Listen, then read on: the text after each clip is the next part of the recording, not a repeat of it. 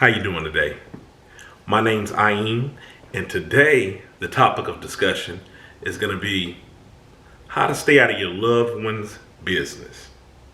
So think about that. How to stay out of your loved one's business so you could stay in your own lane and mind your business. I think we can all say that we have a family member or family members where maybe they just seem like they can't get it together, and we're kind of always getting pulled into their shenanigans, or maybe we're always lending ourselves available to their shenanigans. So we get wrapped up in their business, and before you know it, we're trying to solve some problems that's not ours.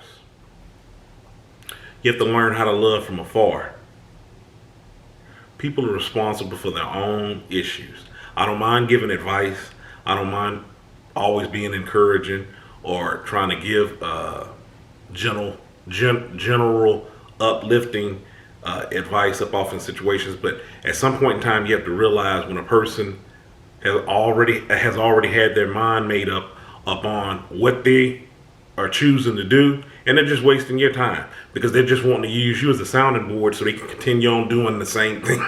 The same thing that they're gonna do.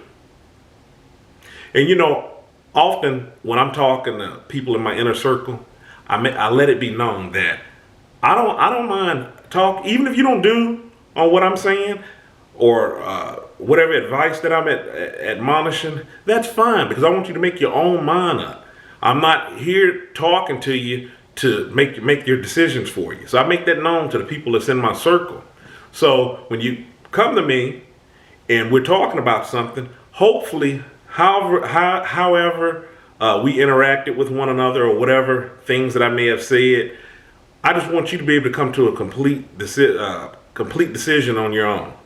Make your mind up on your own on what's best for you. Now, that's fine and good when people, do that, but I'm talking about you have some individuals who, before they even come to you, they already have their mind made up that they're going to keep on doing what they're doing. In other words, they're just dumping on you. They're just talking to you about their issues so they can continue on doing what they're doing. They're wasting time. They're wasting your time. So to prevent this, stay out of their lane. When people are talking and they're looking for that aid, whether it's monetary or this lending ear, pull back a little bit. One thing that I do is I get people to arrive to the conclusions on their own by perhaps asking some self-directed questions like, man, wow, I'm sorry to hear that. What do you think you should do?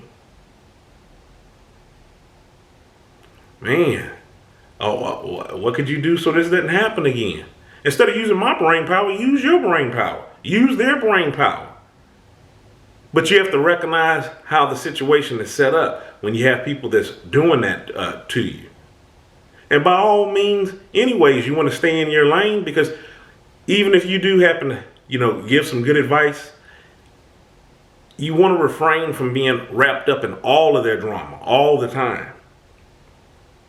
Because sometimes that happens too. A person may talk to you and you may give some good advice. Maybe they do go and, do upon what you said. And maybe it worked out for them. And maybe, there are instances where a person, they just want to use your brain power. They don't want to think up for themselves.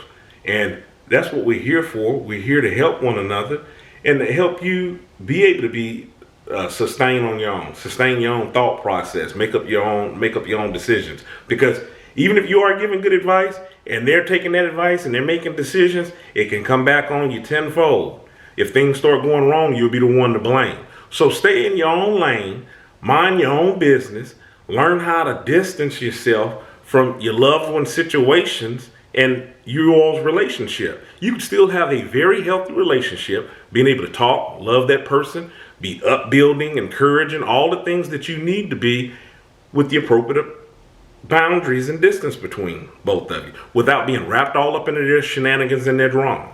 So that's how you do that. You practice having a listening ear and getting them to make their own decisions, arrive to their own conclusions that they should. Okay? My name's Ayin. I've written a book, I Am Kilimanjaro's The Arithmetic of Family Communication. The link is found in the description box. You can get that book on Amazon. You can get it in paperback or ebook. Okay? So until next time, stay encouraged, never be discouraged. Have a good one.